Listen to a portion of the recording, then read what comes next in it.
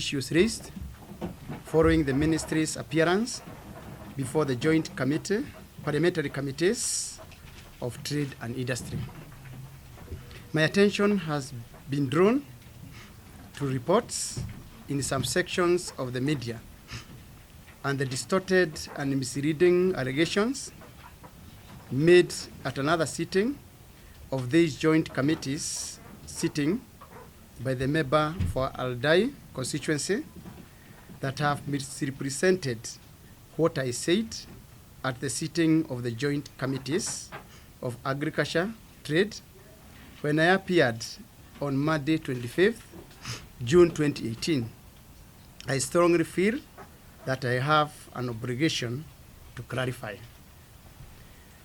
In this war against corruption, which we are all in support of, we must avoid politicizing it, settling scores, maligning others, misrepresenting reports, and misleading Kenyans by deliberately distorting information, by misusing the privileges of the offices we hold. When I honored the invitation by the joint committees of agriculture and trade, and I should always do so, I tabled a list of registered sugar importers. This is the list compiled by the Agriculture and Food. This is the list compiled by the Agriculture and Food Authority, that is AFA, whose sugar directorate has the sole mandate of vetting sugar importers to ensure that they meet the stipulated requirements.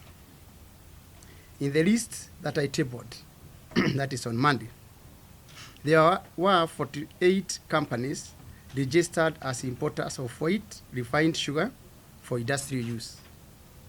These are reputable and well-known companies such as Kenya Breweries Limited, Nairobi Bottlers Limited, Garrett Smith, among others.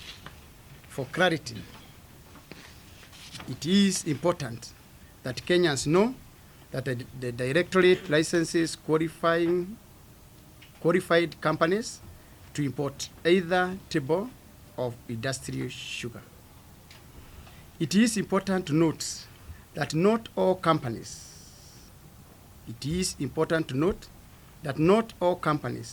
that are in the list that I tabled utilized the Gazette window to import duty-free sugar last year. In fact, I separated the lists. I gave a list of those who imported and a list of those registered. And this must be differentiated. List of all the registered importers and the list of those who imported. And the two I tabled. In fact, the sensational claims by the member for Aldai that the company he chose to single out of the list of 370 registered for brown, that is to mill white sugar, importation, as having imported the sugar under investigation, is not only false, misleading, malicious, but also mischievous. At no time did the company mention import a single grain of sugar. In fact, the company Protect Investment Limited has never imported any type of sugar. I am surprised that the name of this company is appearing on the list despite the owner never receiving communication after they applied in 2011 that they were registered. So where and how the company got to this list is a matter of investigation. Among the companies registered to import brown sugar, some import for manufacturing processes such as confectionery and cattle feeds. Companies in this category include such companies as Jumbo Biscuits Limited, Premier Cookies, and Ken Press, and also Kefaro Feeds Limited. My attention was also drawn to other sections of the media that reported on Tuesday that I explained how sugar got mercury, and that I linked sugar contamination to use of unclean, open ships that had transported fertilizer and coal to ferry the sweetener from Brazil. Fortunately, all the media houses were at committee sitting when I appeared, and their recordings and that of the Hansard can bear me witness that I did not say these things that some of you decided to write. Members of the press, the Hansard is there for all of us to verify what I said. My message is this: the country and the media gain more by reporting truthfully, factually, and honestly.